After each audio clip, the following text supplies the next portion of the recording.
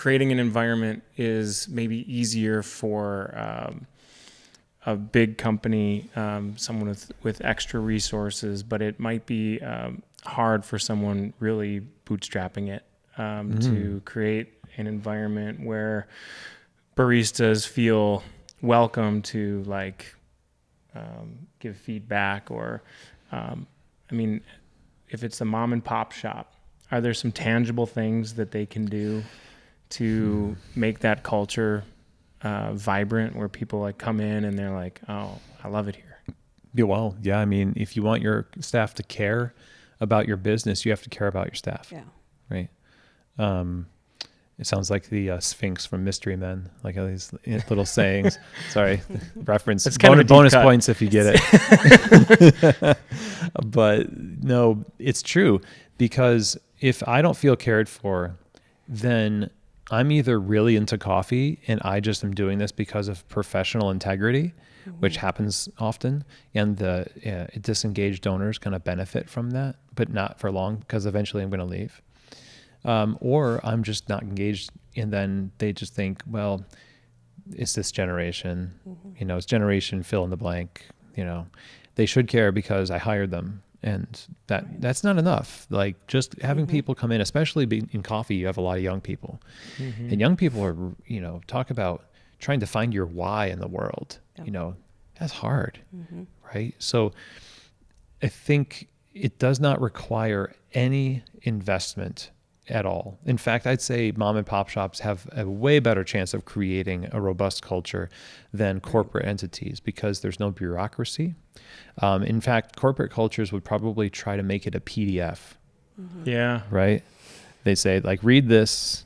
And some people will take a cue from books and those companies and say, that's what we'll do.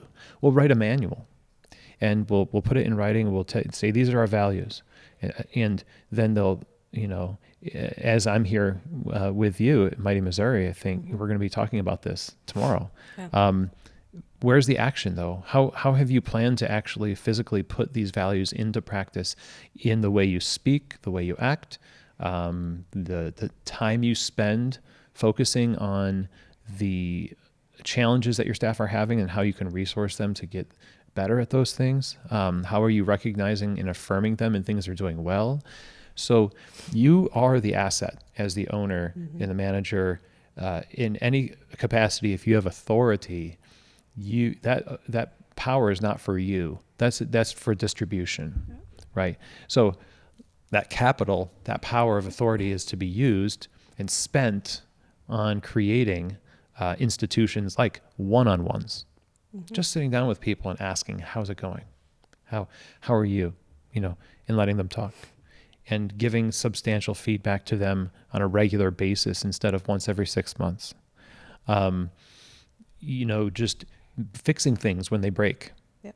I tell the story about, knock boxes don't cost that much, but I had to wait 2 weeks and I'm not sure why.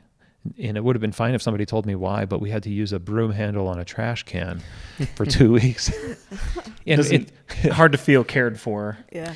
It is. And so much of the resourcefulness that gets praised by owners towards barista, all these people they're so cool. They're so flexible. You guys are rock stars. It's a toxic kind of character trait, or a toxic kind of praise, because they wouldn't have to be resourceful to that degree if you had been resourcing. Yeah. You know what I mean? Right. So there's a lot of things that people just think should be common sense and or already there. But that's the biggest shock, I think, to people, is that you have just purchased a giant flywheel. And when you get this thing open, what you're doing is you're actually starting to crank it for the first time. And that thing is hard to crank around, right?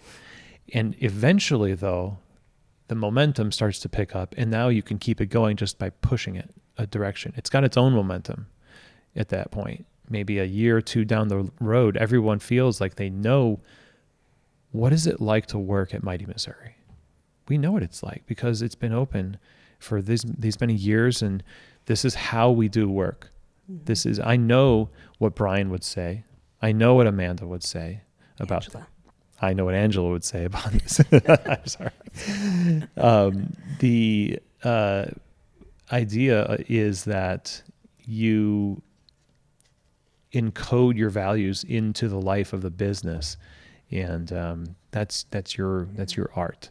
So Right. that's free. Yeah. And do you think that maybe a lot of new business owners or startups, that they're so worried about the numbers side of it that they kind of forget that they are the ones who set the culture and like how important that is? Because it's, in the end, Yeah. people just want to feel valued. Sure. The customer wants to feel valued.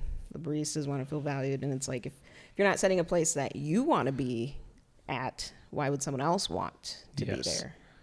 Well, that's exactly, well, and when you say not a place where you want to be, when owners are preoccupied with numbers, where are they usually? The office, probably. office. In the Yeah. office. Yeah. Sitting in their car, you know, or wherever they are, they're not there. They're hiding. And and a lot of times, it's managers can do this too. That is a sign that, you know, if you have to push past the pain of the thing you're trying to avoid, because on the other side of that is the answer to what you're trying to do in secret. If you want to finesse the numbers and say, oh, if we only had strawberry matcha too, and, you know, also regular matcha, people would flood our coffee shop with, you know, money, and then I'd be happy, and I wouldn't bite people's heads off when they, you know, make small mistakes behind the bar. And you're fooling yourself. That's not it. That's a relationship problem. It's a self-care issue as well.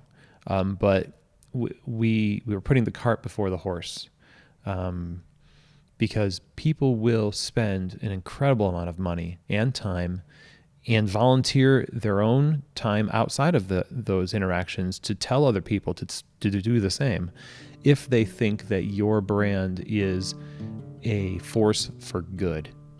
And that happens through culture. That doesn't happen because your menu's cute.